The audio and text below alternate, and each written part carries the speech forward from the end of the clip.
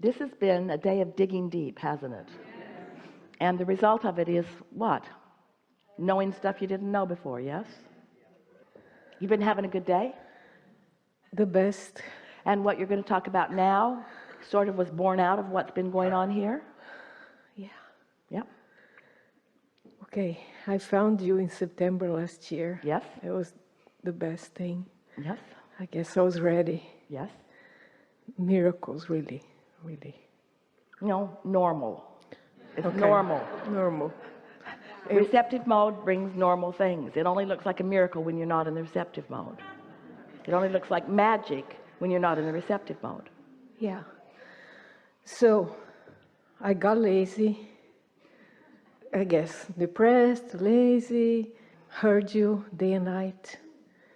And there was one lady here, she come here once, and every time I hear her, I cry because it's so nice, you know.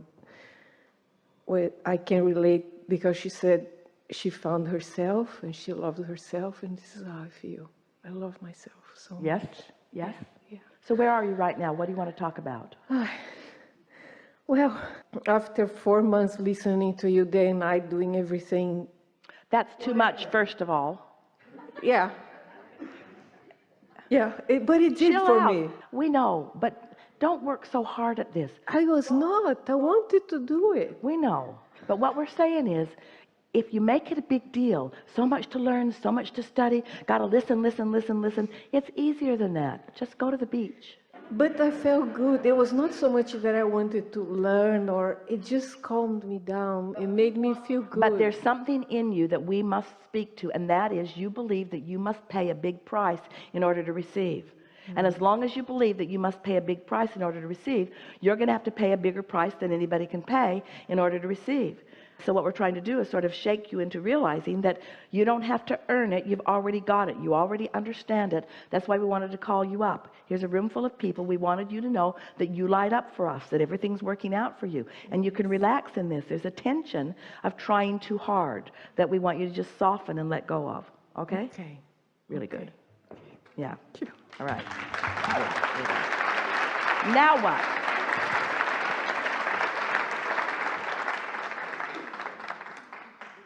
Anybody feel like you're on the brink of the receptive mode and you'd just like to be coaxed in? Somebody that's not on the edge of the crevasse of despair?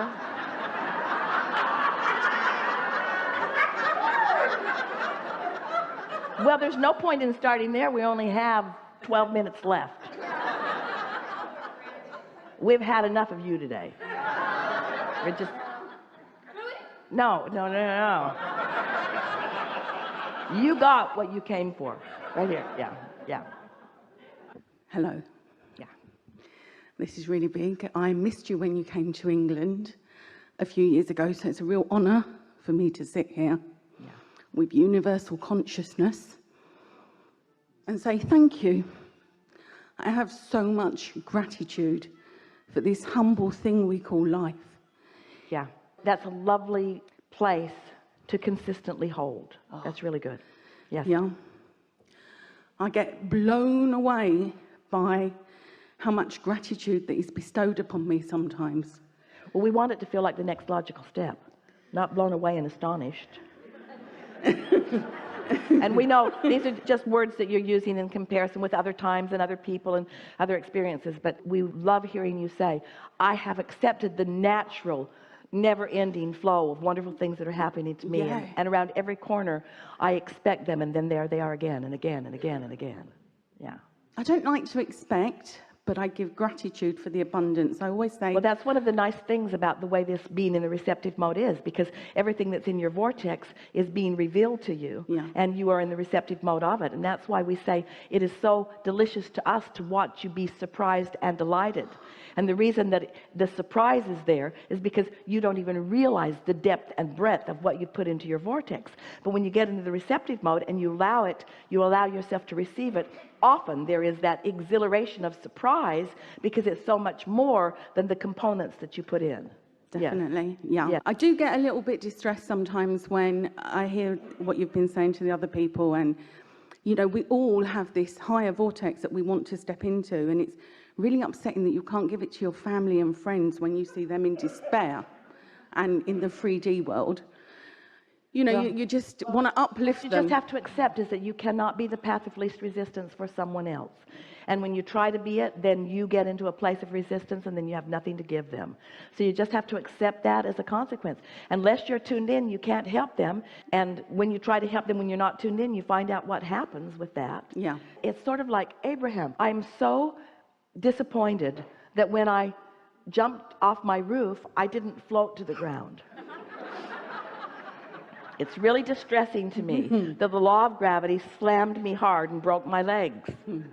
And we say, there's these things that just are that you have to adapt to, and you have to learn to navigate within the law of attraction. Okay. You have to understand that you cannot be anybody else's point of attraction, only your own. Yeah. And once you are selfish enough to really accept that, then you don't feel distressed about their sifting through contrast, but you feel aware that they're in a step one moment.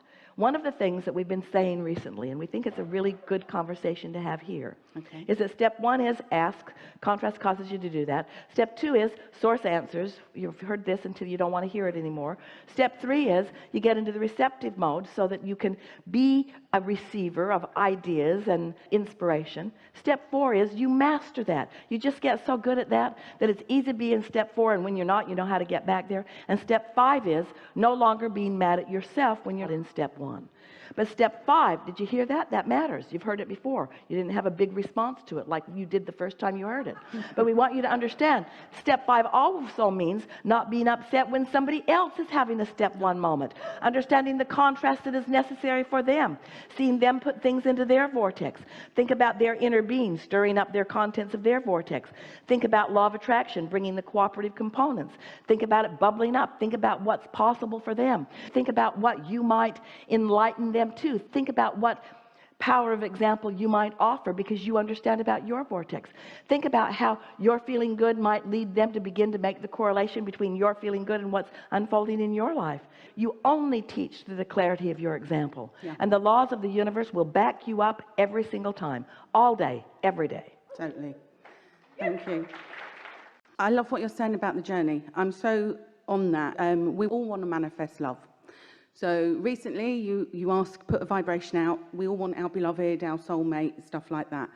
So I have a friend that I am currently in an unconditional love relationship with. It hasn't manifested into the physical, but I'm really enjoying the fact, and I accept the fact that I am in process on this bit leading up to the 100,000 with him. But you see, when you have an ulterior motive like that, you mess it up. Yeah. Because you're not in love for the sake of love. You're in love for the sake of where it's going to lead. And that trips you up every single time. How do you get out of having unconditional attachment to because where you it's love gonna go? because it feels good to love, not Yep. because it's going to lead you to something you want. Okay. You love for the sake of the feeling of love. None of you say, I'm breathing so that I can live a long life. Do you? Don't you just breathe because it's common sense right here and now? And so it's the same sort of thing. You get into alignment not because it's going to lead to a long and happy life. You get into alignment because it feels so good, and in time so natural, and in time so good and so natural that nothing else will do. Nothing else will do. You just lean in the direction of what feels good. Lean in the direction of what feels good. No matter what, lean in the direction of what feels good. These ulterior motives, these motives, we've talked about this yesterday and today, and we think it's really worth making a big point about it because you came to a place that you have not been before.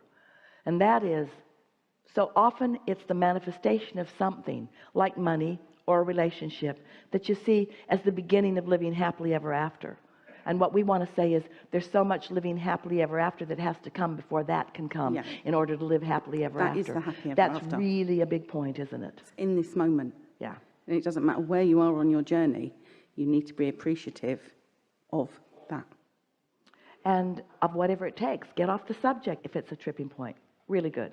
Enough? Thank you.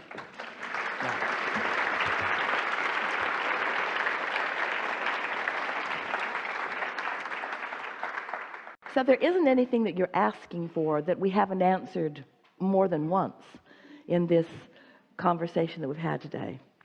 We want you to be easier about that. This has been an interesting day because it has been a day of more attention on unwanted, which is amplifying what is wanted, than some of the days that we've had. But as a result of it, it has caused us to, and these aren't the best words, to sort of dig deeper into the basis of how it all works. In other words, there isn't anything more valuable to you than the contrast that causes desire.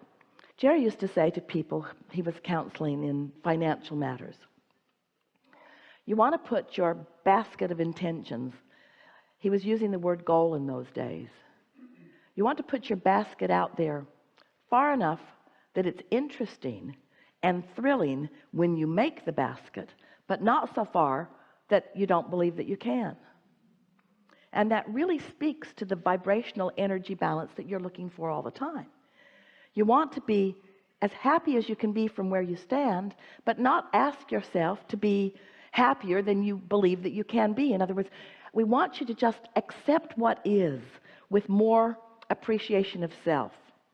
And you do that by acknowledging that you live in contrast for a reason, and that contrast does serve you. So that you stop beating up on yourself when you feel negative emotion. When you feel negative emotion, instead say, this is good. My vibration in relationship to the vibration of my source is showing me through this negative emotion that I could shift my vibration and be in a better place. This is guidance, and I'm alert to my guidance. So pat yourself on the back more. Be more appreciative of what you know. Be less willing to wallow in the unwanted. Don't look for people to wallow there with you. Don't allow yourself the ease of momentum that will get started no matter what the subject is. Catch it earlier and decide if it's something you want to get bigger. And if it isn't something that you want to get bigger, do your best to change the subject. Do your best to distract yourself from it, even if it means take a nap, even if it means get into meditation, even if it means call up the only happy person you know and ask them to come and see you, and don't be surprised when they say, hell no. In other words, show yourself where you are vibrationally, and then do your best to get in the best feeling place that you can. And most of all, the most important conversation that we've had today that will carry you the furthest in terms of the progress and the success of alignment that you're all reaching for. Success of alignment. Joy is the success that you're reaching for, not the money. But joy will lead you to the success of the money. If you think you need the money to find the joy of success, then you've got it backwards, you see. So when you acknowledge that this receptive mode is really where it's at, that it's what you knew about most when you came into this physical experience, and you acknowledge the importance and the ever-presence of your own guidance system, and you make a decision to be so selfish that you're not willing to go very far down any road that doesn't feel good, which means into a television program or into a movie. It's so interesting to watch you in movies. Those movies build momentum so often that works against your own well-being. You want to be a better selective sifter, looking for more things that feel good and acknowledging them when they do, and then milking them as they are feeling good. And you will attract others who feel the same way, who know the same things. And when you are together and you watch the collective, what feels like magic of the universe responding to all of the momentum that all of you have achieved, you will come away from those experiences knowing these things. Knowing that you are important, knowing that you are powerful, and most of all, knowing that you are blessed.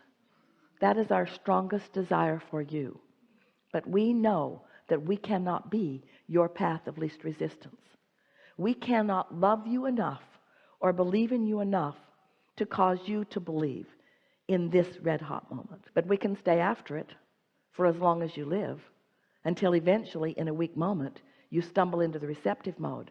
And next time that happens to you, you will make the correlation between what's going on vibrationally and why you feel the way you do.